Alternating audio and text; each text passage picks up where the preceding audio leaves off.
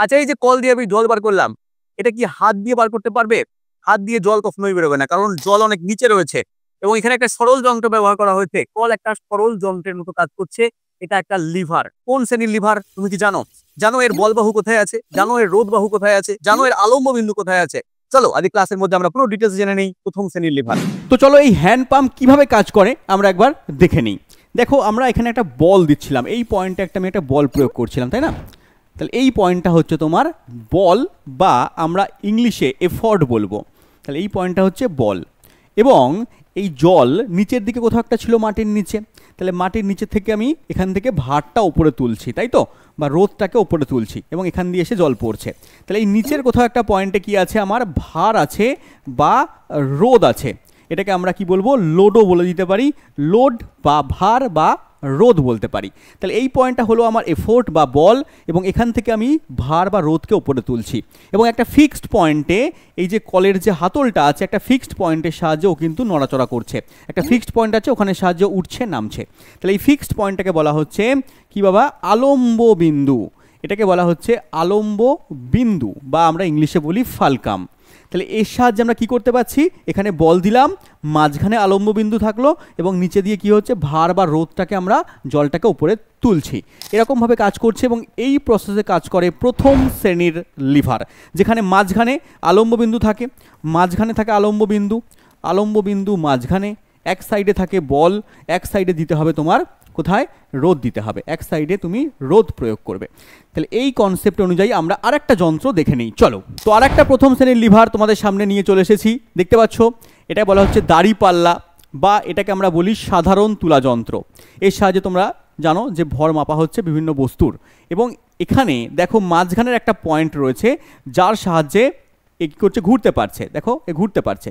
তাহলে এই মাঝখানের পয়েন্টটাকে বলা হচ্ছে এর ফালকাম বা আলম্ব বিন্দু। এবং একদিকে কি করছি আমরা, একদিকে আমরা বাটখারা চাপাই, তো বাটখারা যেদিকে চাপাচ্ছি সেই দিকটা হচ্ছে তোমার বল বা এফোর্ট, সেদিকে আমি বল দিচ্ছি বা এফোর্ট দিচ্ছি। এবং অন্যদিকে আমরা কি করছি, অন্যদিকে আমরা কি করছি না, রোদ চাপাচ্ছি, রোদ দিচ্ছি মানে কোনো জিনিসপত্র মাপছি, তাহলে সেটা হচ্ছে আমাদের ভার বা রোদ। ঠিক আছে, তাহলে এটা আমরা যদি দেখে নিই ছবির মাধ্যমে, একবার এটা রেখে দিই, ছবির মাধ্যমে আমরা যদি দেখি, দেখো এই মাঝখানের পয়েন্টটা হচ্ছে তোমার আলম্ব বিন্দু, এটাকে আলম্ব বিন্দু বলা হয়। এবং একদিকে আমরা কি করছি, এফোর্ট দিচ্ছি মানে বাটখারা রাখছি, এদিকে আমি বল প্রয়োগ করছি, এবং অন্যদিকে আমি লোড চাপাচ্ছি মানে ভার চাপাচ্ছি, বা আমরা কি করছি না, রোদ দিচ্ছি বা ভার চাপাচ্ছি। পেয়ে গেলাম আমরা। তাহলে এটা একটা প্রথম শ্রেণীর লিভার যার মাঝখানে আলম্ব বিন্দু, ঠিক মাঝখানে আছে, সমান দূরত্বে হচ্ছে তোমার বল আছে, সমান দূরত্বে আমাদের রোদ আছে। এবার ঠিক মাঝখানে আলম্ব বিন্দু তোমার নাও থাকতে পারে। তাহলে প্রথম শ্রেণীর লিভার আমি আরেকটা দেখাবো তোমাদেরকে, এবং তারপরে আমরা ডিটেলসে এর সম্পর্কে বলবো। চলো তোমাদের আরেকটা সরল যন্ত্র দেখাই, এটা হচ্ছে কাঁচি।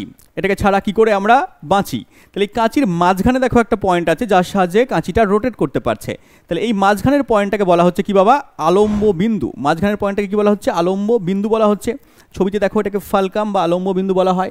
এবং একদিকে দেখো আমি এখানে কি করছি, এফোর্ট দিচ্ছি, হাতের সাহায্যে আমি এটাকে বল দিচ্ছি। তাহলে এই পয়েন্টটা হচ্ছে তোমার এফোর্ট বা আমরা বলছি বাংলায় বল, বল দেওয়া হচ্ছে। এবং অন্যদিকে আমি কি করছি না, এখানে লোড দিচ্ছি বা রোদ বা ভারকে আমি এখানে চাপাচ্ছি।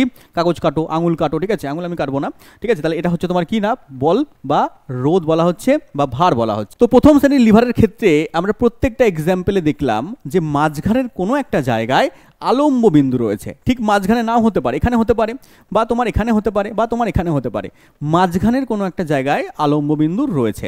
এবং দু সাইডে, একদিকে তোমার বাধা রয়েছে, বাধা বা ভার চাপাচ্ছ তুমি, এবং একদিকে তুমি কি করছো না, বল প্রয়োগ করছো।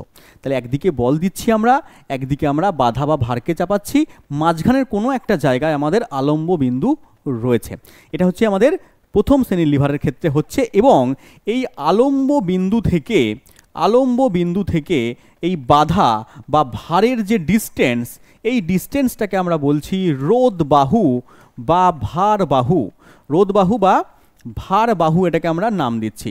এবং সেমভাবে আলম্ব বিন্দু থেকে এই যে বল যেখানে আমরা প্রয়োগ করছি তার যে ডিস্টেন্স, সেই ডিস্টেন্সটাকে আমরা বলছি বল বাহু। তাহলে আমরা দুটো জিনিস পেয়ে গেলাম আরও, আলম্ব বিন্দু থেকে বল যেখানে দিচ্ছি তার যে ডিস্টেন্স সেটাকে বলছি আমরা বলবাহু, আর আলম্ব বিন্দু থেকে আমরা যেখানে ভার চাপাচ্ছি তাকে বলছি আমরা ভারবাহু বা রোধবাহু। চলো আরও কিছু এক্সাম্পল আমরা দেখে নিই, তারপরে আমরা কোশ্চেন দেখব। দেখো, সরকারি চাকরি কিন্তু কোনো লটারির টিকিট না যে তুমি ফর্ম ফিল আপ করলে, কালকে পরীক্ষায় বসলে, পরের দিন তুমি চাকরি পেয়ে গেলে, এরকমভাবে হয় না। এখানে কিন্তু শুধু লাক ফ্যাক্টর কাজ করে না, লাক ফ্যাক্টরের সঙ্গে সঙ্গে কিন্তু তোমাকে একটা সঠিক ডেডিকেশন কাজ করবে, একাগ্র হয়ে তপস্যার সঙ্গে কিন্তু পড়াশোনা করতে হবে, একটা টাইম টেবিল মেনে পড়তে হবে, কনসেপচুয়ালভাবে পড়তে হবে, এবং তার সঙ্গে দরকার কিন্তু একটা সঠিক গাইডেন্স। এই সমস্ত কিছু তুমি কিন্তু এক জায়গায় পাবে ইওর স্টাডি অ্যাপের মধ্যে। ইওর স্টাডি অ্যাপ কোথায় পাবে? গুগল প্লে স্টোর থেকে বা কমেন্ট বক্সের লিঙ্ক থেকে তুমি ইওর স্টাডি অ্যাপকে ডাউনলোড করে নাও। আমি তোমাকে চ্যালেঞ্জ করে বলছি, নিজের পার্সোনাল চাকরির পরীক্ষা ক্র্যাক করার অভিজ্ঞতা দিয়ে, প্লাস আমাদের এখানে প্রচুর ছেলেপিলে যারা চাকরি পেয়েছে তাদের চাকরি ক্র্যাক করানোর অভিজ্ঞতা দিয়ে তোমাকে বলছি যে আমাদের এখানে যে সমস্ত টিচাররা পড়ান, প্রত্যেকটা টিচার কনসেপ্ট সহকারে বেসিক থেকে চ্যাপ্টার ওয়াইজ একেবারে এমনভাবে পড়াবেন তোমাকে যাতে চাকরির পরীক্ষায় কিন্তু একটা প্রশ্নও ফসকাবে না। তো দেরি না করে অবশ্যই আমাদের ব্যাচে যুক্ত হয়ে যাও, তোমার পছন্দের ব্যাচে যুক্ত হয়ে যাও, এবং বিস্তারিত জানতে কন্ট্যাক্ট নাম্বার দেখতে পাচ্ছ, সেখানে তুমি কল করে নিতে পারো। আমরা প্রত্যেক দিন বাড়িতে মায়েরা ইউজ করে সাঁড়াশি। দেখবে সাঁড়াশি, তুমি নিজে দেখবে যে সাঁড়াশির মাঝখানে এই পয়েন্টে কি আছে, দেখো এই পয়েন্টে আছে আলম্ব, এই পয়েন্টে আছে আলম্ব বিন্দু, এবং এখান থেকে দেখো এই দিকে কি করি আমরা, কোনো জিনিসকে ধরি, তাহলে সেটা হচ্ছে আমাদের রোধ বা ভার, রোধ বা ভার।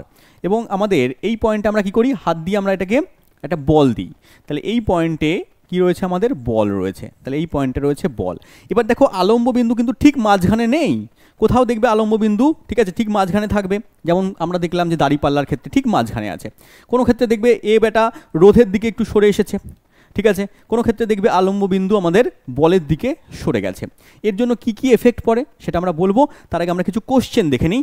চলো দেখো, একটা প্রশ্ন এখানে দিয়েছে আরআরবি এনটিপিসিতে আসা প্রশ্ন, বলেছে নলকূপের হাতল কোন শ্রেণীর লিভার? তুমি নিজেই বলতে পারবে, আমি তোমাকে একটু আগেই দেখালাম প্র্যাকটিক্যাল, যেটা হচ্ছে আমাদের প্রথম শ্রেণীর লিভার, তাহলে অপশান এ কিন্তু আমার সঠিক উত্তর হয়ে গেল।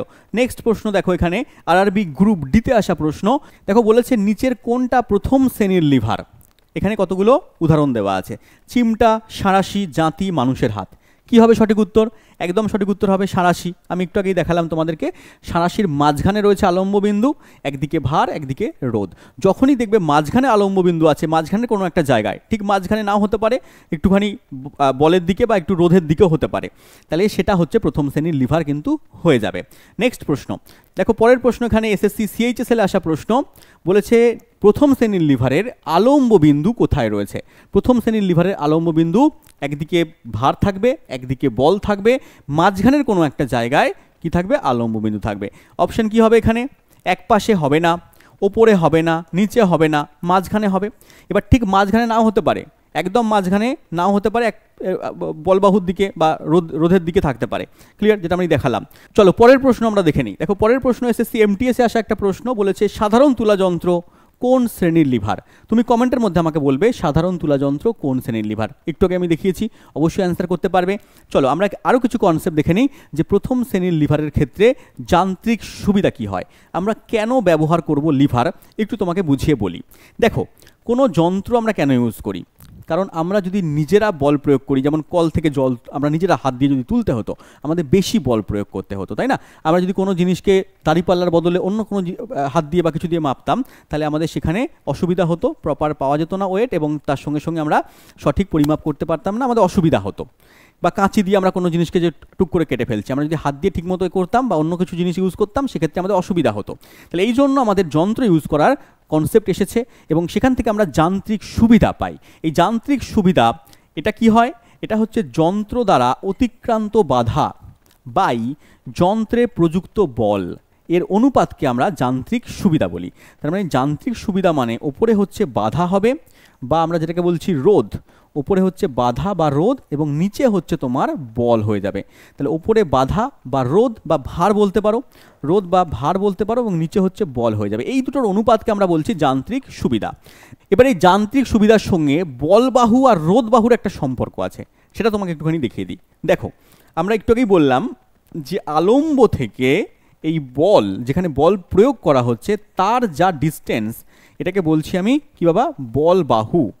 আর এই আলম্ব থেকে বাধার ডিস্টেন্সকে আমরা বলছি রোধবাহু বা হচ্ছে তোমার ভারবাহু, রোধবাহু বা হচ্ছে তোমার ভারবাহু আমরা বলছি। এবারে দেখো সাম্যাবস্থানে লিভারের একটা নীতি আছে। কি নীতি আছে তোমাকে একটু জানিয়ে দিই। কি নীতি বাবা? প্রযুক্ত বল ইন্টু বল বাহু, প্রযুক্ত বল ইন্টু বল বাহু যদি করো সেটা অতিক্রান্ত বাধা ইন্টু রোধ বাহু হবে। এবার কেন হবে, কিভাবে হবে সেটা জানতে গেলে তোমাকে বেসিক থেকে কিন্তু পড়তে হবে, আর বেসিক থেকে পড়তে গেলে অবশ্যই আমি কোর্সের ভেতর পড়াই, সেখানে কিন্তু যুক্ত হতে হবে। তাহলে এই অবধি তুমি জানো যে প্রযুক্ত বল ইন্টু বল বাহু ইকুয়াল টু অতিক্রান্ত বাধা ইন্টু রোধ বাহু। এবার তুমি যদি এখানে এক কাজ করো, এইটাকে এই পার্টটাকে নিচে নিয়ে চলে যাও, তাহলে কি আসবে এখানে? তাহলে এখানে অতিক্রান্ত বাধা, আমি শর্টে লিখছি বাধা, বাই নিচে নিয়ে চলে এসছো বলকে, তাহলে বাধা বাই বল, বাধা বাই বল বা বাধাকে আমরা বলতে পারি ভার, ভার বাই বল ইকুয়ালস টু এই পার্টটাকে তুমি যদি নিচে নিয়ে চলে আসো তাহলে আসবে ওপরে হচ্ছে বল বাহু এবং নিচে হচ্ছে তোমার রোধ বাহু, রোধ বাহু। তাহলে বল বাহু বাই রোধ বাহু ইকুয়াল টু বাধা বা ভার বাই বল। আর এই ভার বাই বল এটা ইকুয়ালস টু কী হয়? আমি একটু আগে দেখালাম যে এই যে বাধা বাই বল ইকুয়ালস টু যান্ত্রিক সুবিধা। তার মানে যান্ত্রিক সুবিধা মানে এটা হলো না বল বাহু বাই রোধ বাহু, বল বাহু বাই রোধ বাহু। তার মানে বল বাহু কোনটা? ছবির মধ্যে দেখো এই যে বল বাহু, তাহলে বল বাহু বাই যদি আমরা এই রোধ বাহু করে দিই, এর যে অনুপাত এটাও তো যান্ত্রিক সুবিধা হবে। তাহলে যান্ত্রিক সুবিধার আমরা দুটো ফর্মুলা পেলাম, একটা হচ্ছে বল বাহু বাই রোধ বাহু, একটা হচ্ছে ভার বাই বল। ক্লিয়ার? এবার দেখো তাহলে গল্পটা এখানে আসছে, যদি যদি একটা প্রথম শ্রেণীর লিভার তুমি একদিকে দিচ্ছ বাধা বা ভার এবং অন্যদিকে তুমি বল প্রয়োগ করছো, অন্যদিকে তুমি বল প্রয়োগ করছো, যদি ঠিক মাঝখানে আলম্ব থাকে, যদি ঠিক মাঝখানে আলম্ব বিন্দু থাকে, তাহলে এই এই যে ডিস্টেন্স বল বাহু ডিস্টেন্স আলম্ব থেকে বলের পর্যন্ত, এই বল বাহু যে ডিস্টেন্সটা পাওয়া যাচ্ছে সেটা এই ভার বাহুর ডিস্টেন্সের সঙ্গে সমান হবে যদি মাঝখানে থাকে। যদি আলম্ব মাঝখানে থাকে তাহলে এই ডিস্টেন্সটা এবং এই ডিস্টেন্সটা সমান হবে, এটা রোধ বাহু। তাহলে রোধ বাহু আর বল বাহুর ডিস্টেন্স সমান হবে। তখন যান্ত্রিক সুবিধা কত হবে? তখন যান্ত্রিক সুবিধা এই যে বল বাহু বাই রোধ বাহু, তাহলে বল বাহুর মান যা আছে, সাপোজ এটা আছে 5 মিটার, তাহলে ঠিক যদি মাঝখানে থাকে তাহলে এটাও 5 মিটার হবে, এই ডিস্টেন্সটা 5 মিটার। তাহলে যদি ডিভাইড করো বল বাহু 5 মিটার রোধ বাহু 5 মিটার, তাহলে তোমার চলে আসছে এক অ্যান্সার। তাহলে যখন আলম্ব ঠিক মাঝখানে থাকবে তাহলে যান্ত্রিক সুবিধা কত হবে? 1 হবে। যান্ত্রিক সুবিধা 1 হচ্ছে। তোমাকে একটা এক্সাম্পল দেখাই, দেখো এই দাড়িপাল্লা, দাড়িপাল্লার ক্ষেত্রে ঠিক মাঝখানে আলম্ব রয়েছে, তাহলে মাঝখানে আলম্ব থাকার জন্য এর যান্ত্রিক সুবিধা হচ্ছে 1 হচ্ছে। ক্লিয়ার? এবার আমরা দেখব 1-এর থেকে কম কোথায় হয়, 1-এর থেকে বেশি কোথায় হয়। দেখো 1-এর থেকে কম হচ্ছে একটা যন্ত্র আছে, সরল যন্ত্র, যার নাম ঢেকি। এটাও হচ্ছে প্রথম শ্রেণীর লিভার, এটাও প্রথম শ্রেণীর লিভার। এর ক্ষেত্রে দেখো আমরা জানি ঢেকি তোমরা অনেকে দেখে থাকবে, ঠিক আছে, বলে না ঢেকি স্বর্গে গিয়েও ধান ভাঙে, ঠিক আছে, স্বর্গে গিয়ে নয়, বাস্তবে ধান ভাঙে, যেখানে গ্রাম সাইডে একটু ঢেকি দেখা যায়। তো এই ঢেকি দেখবে মায়েরা এরা ধান টান এই করতে কাজে লাগে, ঠিক আছে। তো সেখানে দেখো একদিকে তোমার বল প্রয়োগ করছে, এখান দিয়ে পা দিয়ে কিন্তু বল প্রয়োগ করা হচ্ছে, আর মাঝখানের এই পয়েন্টে রয়েছে আলম্ব, আলম্ব রয়েছে। এবং দেখো অনেকটা দূরে এখানে কি হচ্ছে? রোধ বা ভারকে তুমি চাপাচ্ছ। তাহলে এখানে দেখো আলম্ব থেকে ভার বাহুর দূরত্ব ডিস্টেন্সটা বেশি রয়েছে, এখানে আলম্ব থেকে রোধের ডিস্টেন্স বেশি রয়েছে, আর এখানে আলম্ব থেকে বলের যে ডিস্টেন্স বল বাহু বলা হচ্ছে, এই বল বাহু কিন্তু কম ডিস্টেন্সে রয়েছে। তাহলে বল বাহু যদি মনে করো এখানে টোটালটা 10 মিটার ধরলাম, তাহলে এটা মনে করো রয়েছে সাপোজ 3 বা 4 মিটার ধরে নিলাম, আর এটা হচ্ছে তোমার মনে করো 8 মিটার বা 9 মিটার, ঠিক আছে, এরকমভাবে ধরে নিলাম আমরা, ঠিক আছে, 9 মিটার, তাহলে টোটাল হচ্ছে 12 মিটার ধরলে, তাহলে এখান থেকে 3 মিটার, ওখান থেকে 9 মিটার, তাহলে এর ডিস্টেন্স বেশি আছে, ঠিক আছে। তাহলে আমি যদি এখান থেকে যান্ত্রিক সুবিধা বার করি, যান্ত্রিক সুবিধার ফর্মুলা হচ্ছে বল বাহু বাই হচ্ছে রোধ বাহু, বল বাহু বাই রোধ বাহু। তাহলে বল বাহুর ডিস্টেন্স দেখো কম আছে, আমি ধরলাম 3 মিটার, আর এর ডিস্টেন্স বেশি আছে, ঠিক আছে, আমি জাস্ট একটা এক্সাম্পল নিয়ে ধরলাম, তোমরা অন্য কিছু ধরতে পারো। এখানে রয়েছে 9 মিটার, তাহলে যদি ক্যালকুলেশন করো তুমি দেখবে 3/9 কাটাকুটি করলে 1/3 পাচ্ছ, মানে 0.33 পাচ্ছ, এরকমভাবে 0.33 পাওয়া যাচ্ছে। তাহলে এটা 1-এর থেকে কম, তাহলে প্রথম শ্রেণীর লিভারের যান্ত্রিক সুবিধা 1-এর থেকে কমও হয়, সবসময় 1 হয় না, 1-এর থেকে কমও হচ্ছে। তাহলে 1 হচ্ছে কোথায়? যখন আলম্ব বিন্দু ঠিক মাঝখানে আছে, তখন দুটো ডিস্টেন্স সমান, যান্ত্রিক সুবিধা 1। আর যদি এখানে বল বাহুর দৈর্ঘ্য কম হয়, রোধ বাহুর দৈর্ঘ্য বেশি হয়, তাহলে যান্ত্রিক সুবিধা 1-এর থেকে কম হচ্ছে।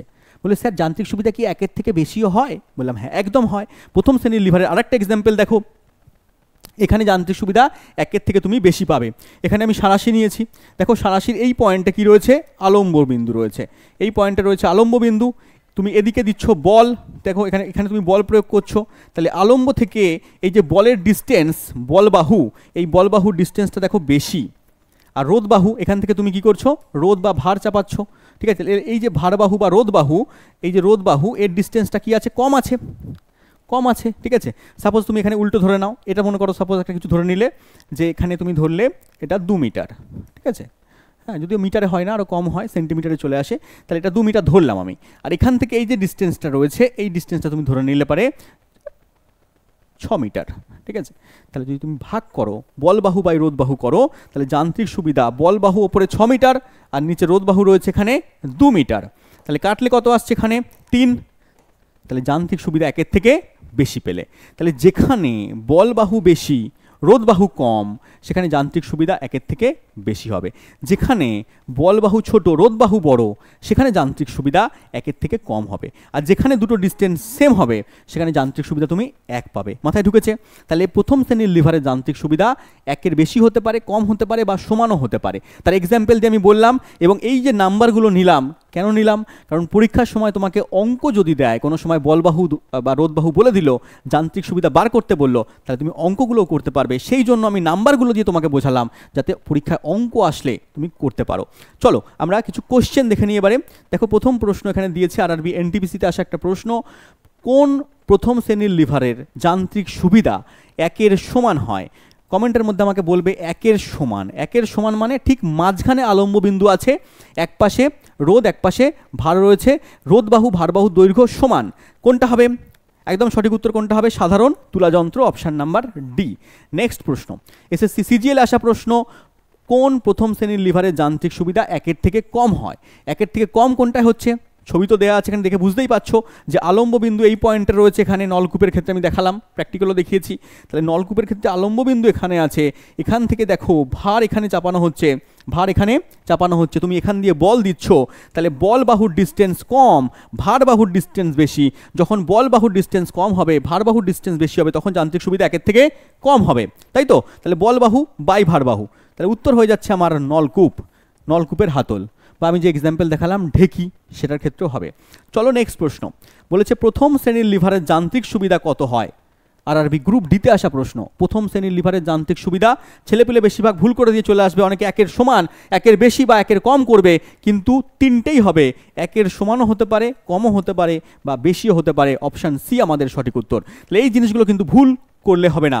একটা প্রশ্ন তোমার জন্য আমি এইচডব্লিউ দিচ্ছি, কোন প্রথম শ্রেণীর লিভারের যান্ত্রিক সুবিধা একের বেশি হয়?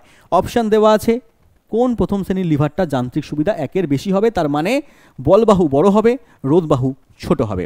এটা এইচডব্লিউ থাকবে তোমাদের জন্য, কমেন্টের মধ্যে অবশ্যই অ্যান্সার দেবে, এবং ক্লাসটা কেমন লাগলো অবশ্যই কমেন্টের মধ্যে জানাবে। এরকম ক্লাস পেতে অবশ্যই লাইক করবে এবং বন্ধুদেরকে শেয়ার করবে। দেখা হচ্ছে পরের ক্লাসে, ততক্ষণ ভালো থেকো, থ্যাংক ইউ, জয় হিন্দ।